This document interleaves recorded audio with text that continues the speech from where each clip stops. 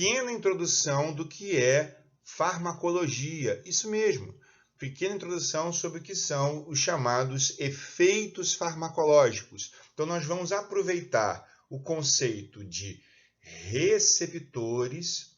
Então, o grande foco de hoje vai ser o conceito de receptores fisiológicos, né? Eu até chamo aqui receptores fisiofarmacológicos. Já já vocês vão entender por que eu chamo nesse momento de receptores fisiofarmacológicos. E uma pequena introdução, pequena mesmo introdução ao que é o estudo da chamada farmacodinâmica, tá? Então, otimizando aqui, quando a gente fala do estudo da farmacodinâmica, né, o nome sugere aqui a dinâmica farmacológica, é como o fármaco funciona.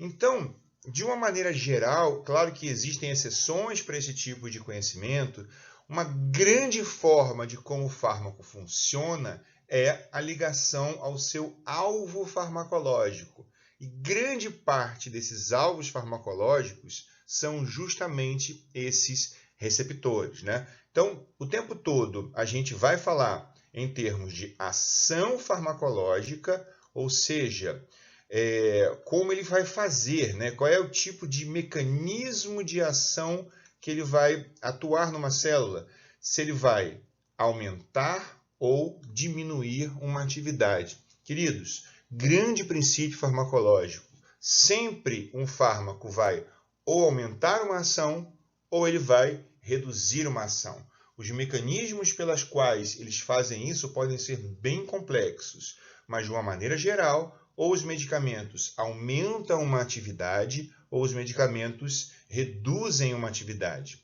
Isso tem a ver com a forma que ele age. Daqui aparece a nossa ação farmacológica, e essa ação farmacológica leva a um efeito farmacológico. O que é esse efeito farmacológico? É justamente o produto final que ele produziu. Como assim? Vamos supor que você esteja com febre. Eu vou te dar um medicamento antitérmico. O medicamento antitérmico vai atuar no lugar X com o mecanismo de ação XYZ, mas o que é o efeito desse medicamento? Baixar a febre, tá? Mas hoje nós vamos tentar simplificar e usar algumas nomenclaturas que serão muito usadas aí, que também já foram discutidas no módulo de funções biológicas até esse momento, tá certo? Bom, então, moçada, toda vez que eu tiver uma substância, não vou nem chamar de fármaco não, tá certo? Vou chamar de substância, mas pode ser fármaco também. Esse fármaco, né, uma grande teoria farmacológica para que ele funcione, ele precisa se ligar. E um dos grandes alvos farmacológicos são as chamadas proteínas. E as proteínas podem ser enzimas, podem ser moléculas transportadoras e pode estar dentro de uma classe que é o grande objetivo dessa fala de hoje, que são os chamados receptores. Então, vamos focar aqui nesses chamados receptores. O que são, então, os chamados receptores? Por definição, os receptores são proteínas a qual um agonista. Olha essa palavra aqui que vai ser bem importante, eu vou explicar ela já já. O que é um agonista, né? Então, vai ser uma substância que vai interagir com esse receptor, mas a grande importância dessa interação substância-receptor, que pode ser um hormônio, pode ser um neurotransmissor, pode ser um medicamento, essa ligação substância-receptor, quando ocorre e a gente observa uma sinalização após essa ligação, ela vai provocar na célula algumas modificações. E quando isso acontece, esta substância é chamada de agonista. Mais para frente eu vou repetir esse conceito, tá? Então, normalmente, inicia-se uma resposta, né? E vai depender de toda uma sinalização que acontece após essa ligação. Vou exemplificar para vocês como é que funciona. Nós temos receptores que vão atuar de maneiras muito distintas. Nós temos receptores chamados iônicos, ou seja, passam íons por esses receptores, quando a gente viu lá no potencial de ação, como por exemplo o canal de sódio, né?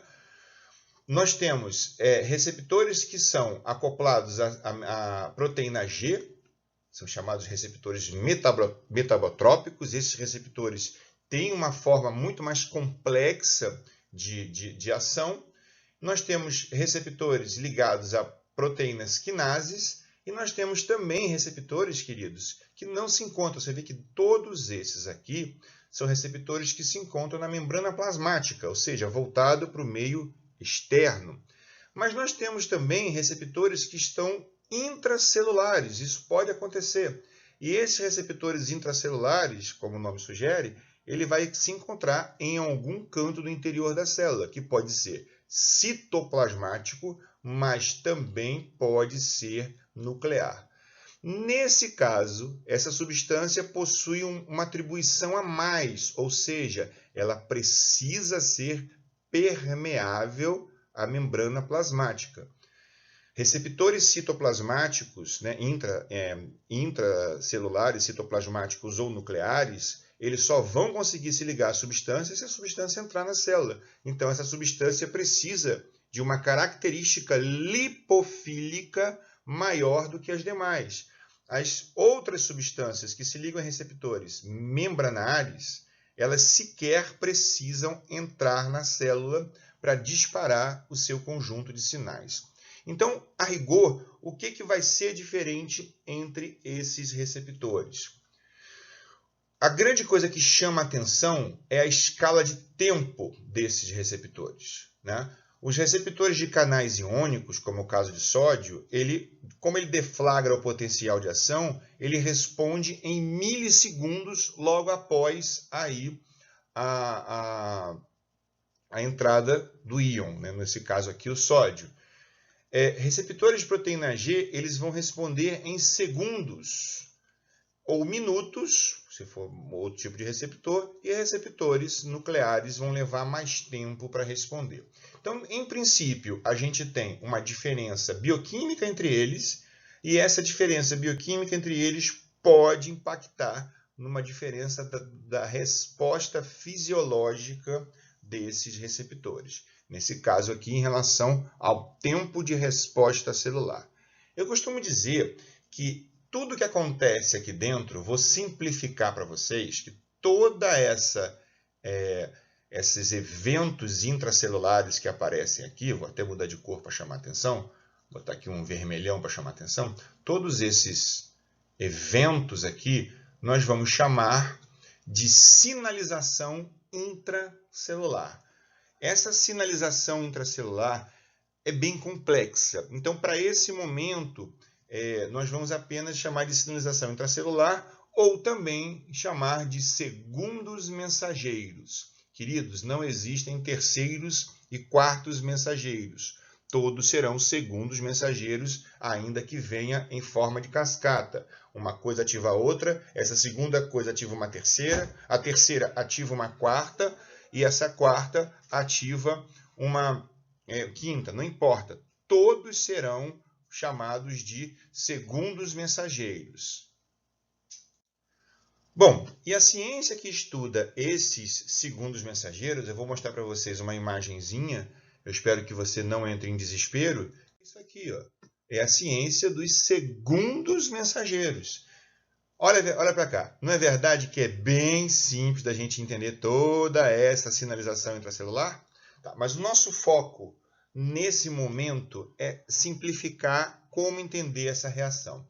Você vê que toda essa sinalização ela ocorre após este evento aqui, ó. Então, é a ligação de uma substância, que nesse exemplo aqui ele está usando fator de crescimento, pode ser qualquer substância. Então, aqui eu já vou focar uma coisa para vocês. Se eu tenho essa ligação e você observou esse evento intracelular, esta substância se liga nesse receptor e deflagra um sinal. A partir desse momento, vou botar aqui para ficar bem coberto mesmo, vou dizer que isso deflagra um sinal. E este sinal celular, dado por apenas um receptor, né, é o que vai informar para a célula qual é a resposta que a célula vai fazer. Então, na verdade, quem detém o código para que a célula tenha algum tipo de ação é o receptor, que fica dormente na célula. O receptor só vai emitir este sinal se ele for provocado por uma substância que tenha a capacidade de deflagrar este sinal. Então, vamos entender isso de uma maneira melhor. As duas formas que a gente vai observar na célula é a seguinte. Nós temos as substâncias chamadas de agonistas. Vamos ler a definição aqui. Lê mesmo a definição para poder a gente ficar bem alinhado. Substância capaz de se ligar a receptores específicos, então exemplifiquei aqui, vários agonistas, que vão se ligar na célula, ativando uma resposta biológica, produzindo algum tipo de efeito. Ou seja, essa ligação gera um sinal celular e esse sinal celular gera algum tipo de efeito. Vamos exemplificar um efeito só para a gente não ficar perdido? Vamos supor que esse efeito seja a produção, secreção de hormônio, seja ele qual for, um determinado hormônio X, né? Não importa qual é esse hormônio. O que vai acontecer? Quanto desse hormônio vai ser produzido? Quanto desse hormônio vai ser produzido vai depender da quantidade de substâncias que vão se ligar a esses receptores. Por quê? Quanto mais receptores ligados, mais sinais a célula vai acumular e maior será essa produção. Isso na farmacologia a gente chama de curva dose-efeito. Vê se ficou fácil para você entender. Quanto mais substâncias ligadas a receptores, maior será esse efeito e maior será o produto observado, nesse caso, a produção de hormônio. Pode ser qualquer função, mas a função ela pertence a esse receptor aqui, tá certo? Bom, quem é que vai se ligar nesse receptor? É o chamado agonista. Eu posso ter agonista de que formas? O agonista pode ser endógeno, uma substância produzida por nós mesmos, e o agonista pode ser farmacológico. Como é que eu vou produzir um agonista farmacológico? Alguma substância que tenha afinidade por esse receptor. Então, eu tenho substâncias que têm afinidade por esse receptor e que, uma vez ligado, ela produza esse efeito, né? Ela ative a resposta desse receptor. Em contrapartida, né, num outro lado dessa resposta, a gente tem o chamado antagonista. O que o antagonista faz? Você vê que são palavras que são bem usadas até mesmo no nosso dia a dia, né? O que o antagonista faz? Queridos, a gente tem que tomar muito cuidado com o antagonista, porque às vezes as pessoas colocam definições que são esquisitas. Olha só, o antagonista, nós temos de alguns tipos, e esses tipos de antagonistas podem produzir diferentes tipos de situações, mas eu vou exemplificar pelo menos uma delas para que na farmacologia isso seja mais detalhado. Como, por exemplo, no problema 2, nós vimos uma coisa chamada beta-bloqueador. O que o beta-bloqueador faz? Como o nome sugere, ele bloqueia o receptor beta. De que maneira ele bloqueia o receptor beta? O beta-bloqueador simplesmente vai se ligar no receptor, vou botar ele nessa cor vermelha aqui, né?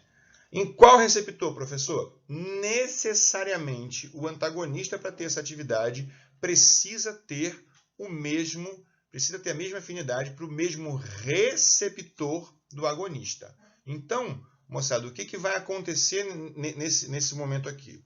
Se eu ligar em receptores diferentes, eu não posso dizer que eu tenho um agonista daquele sistema. Por exemplo, o agonista se liga ao receptor beta. O antagonista para esse sistema precisa ser também um antagonista de receptor beta. Outra coisa que a pessoa confunde muito, quando eu uso um antagonista, claro que o efeito final dele vai ser baixar essa resposta final. Só que ele não produz essa baixa da resposta final. O que ele faz? Um tipo de antagonista, como é o caso do beta-bloqueador, ele ocupa o receptor, ou seja, ele também se liga com afinidade ao receptor, às vezes a afinidade é até maior do que o próprio agonista, só que essa ligação não provoca a deflagração desses sinais. Então, o que acontece nesse momento? Eu tenho a redução da quantidade desses sinais, que vai levar à redução do efeito, que vai levar à redução da produção daquilo que o agonista fez. Ou seja, o que provoca o efeito? A ligação de vários agonistas em vários receptores. O que o antagonista faz? Se liga e não deixa que o agonista se ligue. Quando ele não deixa que o agonista se ligue, não é que ele produza uma resposta, não produza um efeito contrário. Ele apenas impede que o agonista ou aquela substância provoque sua ação. Exemplificando no problema 2. O cara teve taquicardia, muita ligação de adrenalina no coração. Então, o que o remedinho vai fazer? Vai provocar bradicardia? Não. Ele vai evitar que as adrenalinas se liguem no receptor, produzindo, então, a redução da taquicardia. Veja que há uma diferença entre ele produzir bradicardia ou ele impedir que haja o aumento da taquicardia, impedir que haja o aumento do batimento cardíaco. Ficou claro isso? Beleza. Bom, então, seguindo aqui, né, o agonista ele possui afinidade e possui eficácia, ou seja, ele se liga, tem afinidade, e também possui eficácia, a capacidade de produzir o efeito, a resposta. O antagonista possui apenas afinidade.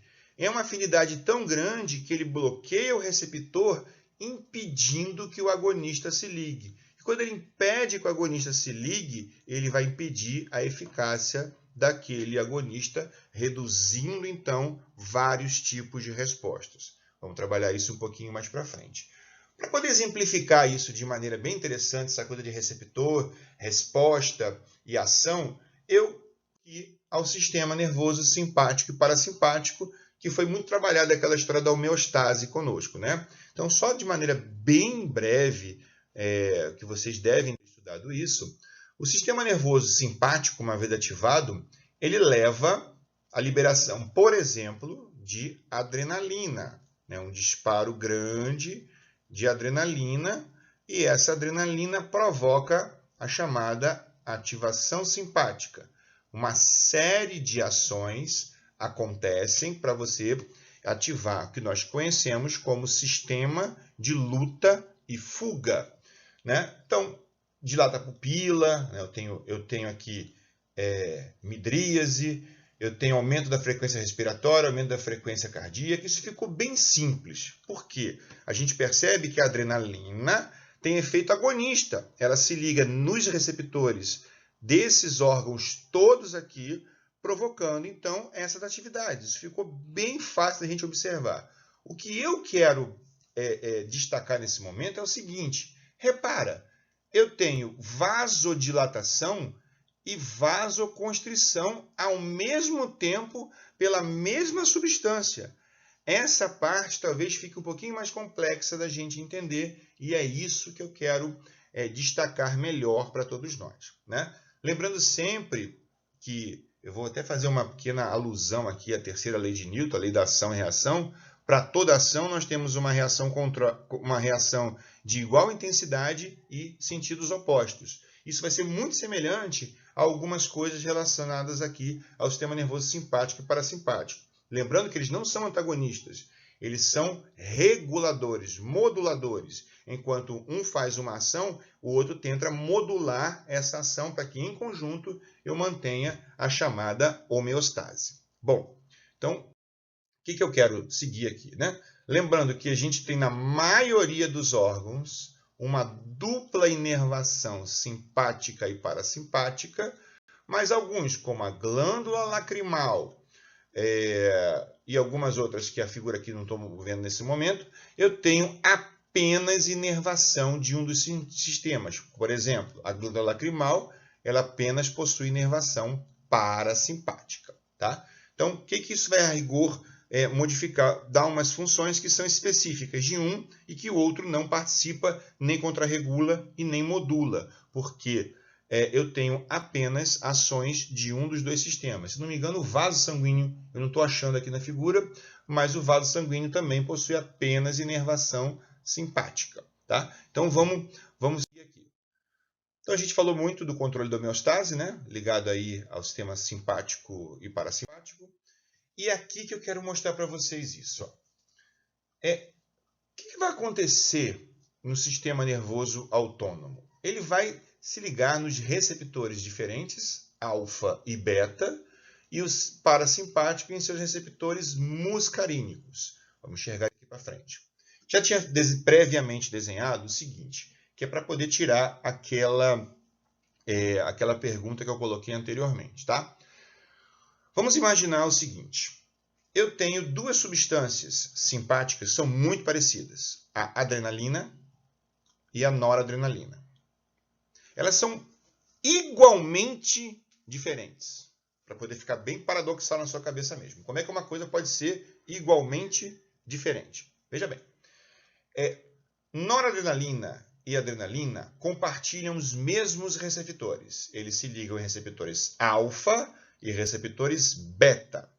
Tá? Naquela divisão que vocês devem ter visto, alfa 1, alfa 2, beta 1, beta 2, beta 3. Tá? Mas nesse caso aqui, eu exemplifiquei 3 vasos sanguíneos e o nosso coração, a parte do miocárdio, né?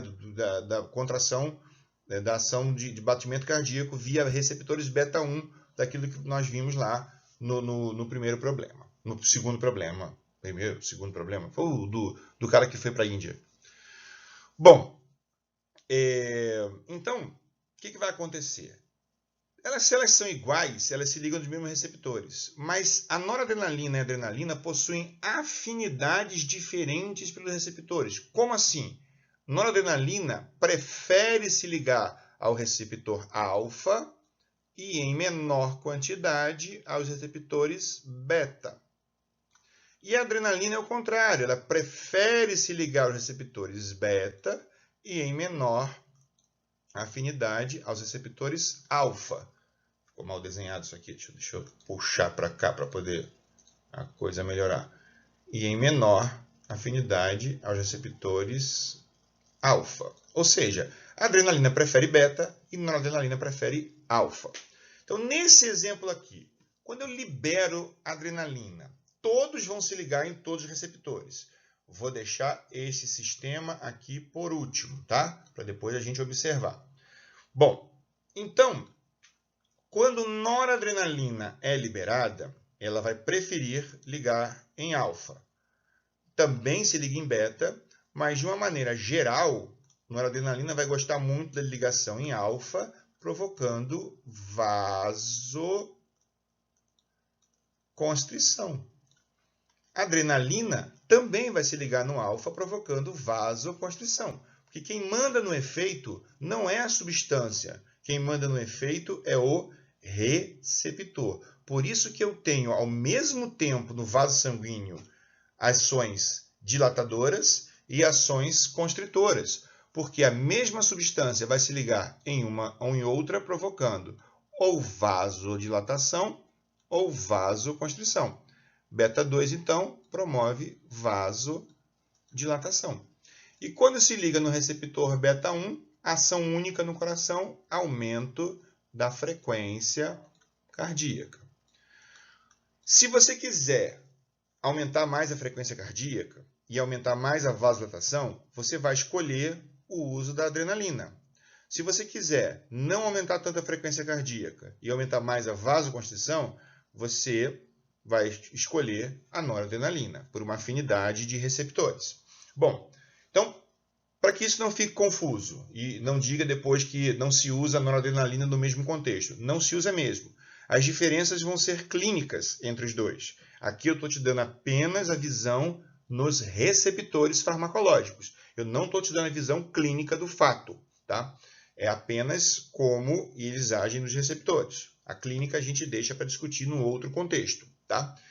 Bom, então fica bem simples, né? Tanto a adrenalina quanto a noradrenalina, quando são liberadas lá num susto, eles vão produzir vasodilatação e vasoconstrição ao mesmo tempo, porque aqueles vasos exibem receptores diferentes, que uma vez ligados, ou vão produzir vasodilatação, ou vão produzir vasoconstrição. A pergunta complexa é, e nesse vaso aqui, que tem os dois receptores? Nesse momento eu queria que você lembrasse o nome da atlética da UNIT. Qual é o nome da atlética da UNIT? Atlética alfa-adrenérgicos. Vocês são os chamados alfa-adrenérgicos. Existe uma explicação para esse nome alfa-adrenérgico. E você pode esquecer várias definições, mas essa você não pode esquecer. Por que ele é alfa-adrenérgico? Então, liberou nora ou adrenalina, elas vão se ligar nos dois receptores, alfa e beta. Deixa eu apagar aqui em cima para poder ter um pouquinho mais de espaço para que a gente possa discutir melhor algumas coisas, tá? Então, eu terei a ligação a alfa e beta. Qual vai ser a grande diferença?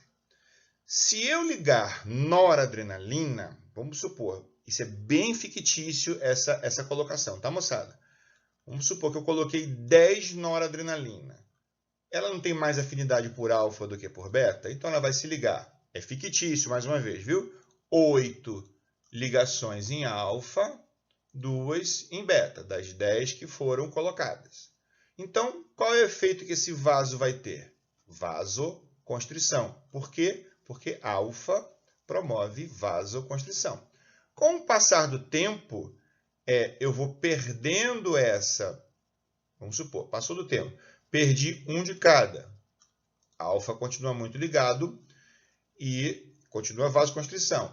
Perdi mais um. Eu tenho agora nenhuma ligação em beta e só ligação em alfa. Então, essa vasoconstrição ela vai permanecer até que alfa seja desligada, né? E se for adrenalina? Como é que vai funcionar isso? Deixa eu escolher uma outra cor aqui para adrenalina. E se for adrenalina? Vou botar aqui adrenalina numa cor verdinha, para ficar bem bonitinho. Vou botar a mesma coisa, 10 adrenalina. Aí não tem mais afinidade por beta do que por alfa? Então vamos colocar que se ligou 8 aqui e 2 aqui. Tem aqui 2, 4, 6, 7, 8. Beleza. Então, qual é o efeito que esse vaso vai ter? Vasodilatação ou vasoconstrição, uma vez que ele se liga mais em beta do que em alfa? Muito bem, ele vai ter vasoconstrição. Aí você pergunta nesse momento, por quê? Porque nesse caso, enquanto alfa estiver ligado, ainda que em menor quantidade do que beta, alfa vai prevalecer sobre beta quando aquele órgão tiver essa dupla receptores, esse duplo receptores. Não são todos que têm esses duplos receptores. Alguns vasos possuem. Então, quando alfa estiver ligado, ainda que com umzinho, por exemplo, passou o tempo, desliguei um de beta e um de alfa. Cara, mas tem muito ligado em beta, somente um em alfa. Alfa prevalece. Não esqueça disso. É por isso que a sua atlética chama-se alfa-adrenérgico, porque alfa prevalece. Entendeu isso? Então, moçada, quando é que alfa vai deixar de prevalecer? Quando ele não tiver mais ligação. Então, desligou alfa. Quantos estão ligados em alfa aqui? Nenhum. somente beta. Então, nesse momento, eu passo a ter vasodilatação. Então, o que isso mostra para mim? Que a aplicação de adrenalina, em um primeiro momento, me provoca vasoconstrição, mas no segundo momento ele não faz vasoconstrição mais, ou passa de vasoconstrição para vasodilatação.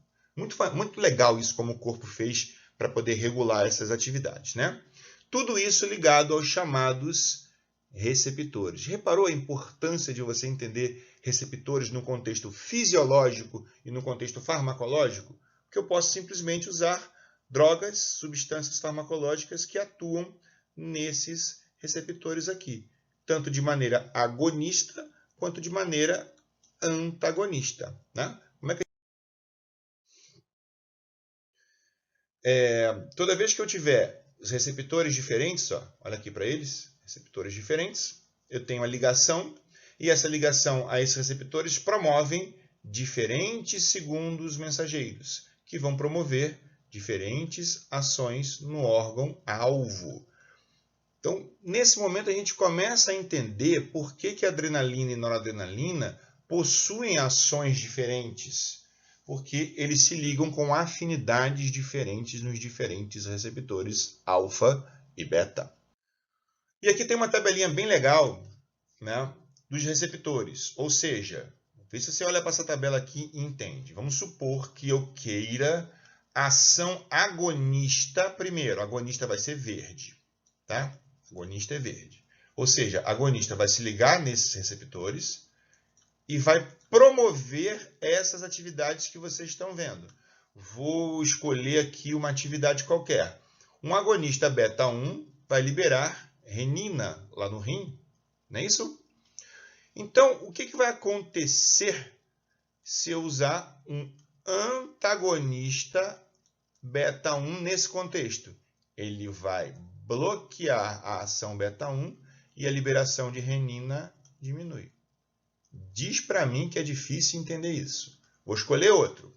Eu vou usar um agonista beta 2 para promover... Falei que ia ser verde, né? Eu acabei botando vermelho. Vou usar um agonista beta 2 para promover broncodilatação. O que ele vai fazer? Ativa a beta 2 e lá no brônquio ele promove broncodilatação. Se eu quiser fazer o contrário, vou usar um antagonista beta 2 que vai promover broncoconstrição. Professor, mas isso não é usado na clínica. Estou apenas demonstrando como é que as coisas acontecem, né? Não necessariamente aqui eu tenho uma aplicação clínica imediata. Mas, se você já está ligado, se eu usar um antagonista beta, como os beta-bloqueadores, eu promovo broncoconstrição. Isso é um dos efeitos colaterais deste medicamento. Você ligou nisso? Bom, então tudo isso aqui vai ser modulado por esses receptores. A gente pode brincar bastante nessas modulações de receptores fisiológicos e farmacológicos. E aqui, ó, as tabelas a seguir mostram apenas os receptores para vocês. Ó. Eu fiz um apanhado de receptores. O que ele faz no tecido e qual é a resposta que ele provoca, né? Para você depois dar uma lida nisso.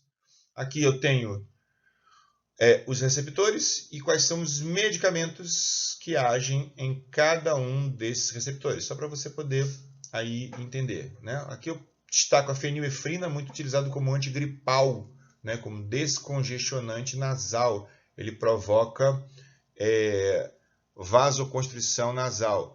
Lembra do seu professor? Beleza, ele mesmo.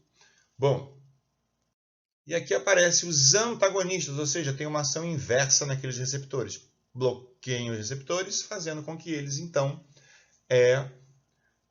não provoquem aquelas atividades.